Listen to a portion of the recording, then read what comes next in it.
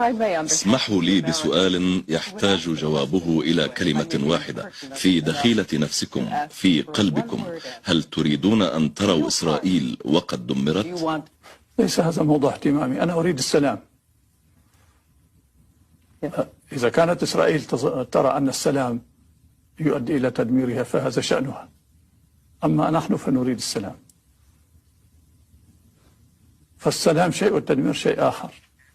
أقول هذا لأن هناك مسؤولين إسرائيليين يقولون الآن في هذه المرحلة، في خلال هذه الأيام، أكثر من مسؤول صرح أن مؤتمر السلام، مشاركة إسرائيل في مؤتمر السلام، سيدمر إسرائيل، سينهي دولة إسرائيل. فهذا يعني أنهم يرون أن السلام يدمرهم. نحن نريد السلام سواء كان يدمرهم أو لا يدمرهم كما يقولون ويرون. نحن من وجهة نظرنا هم أصحاب مصلحة في السلام. السلام لا يدمر، السلام يبني. فأنا أسعى إلى السلام لا إلى التدمير.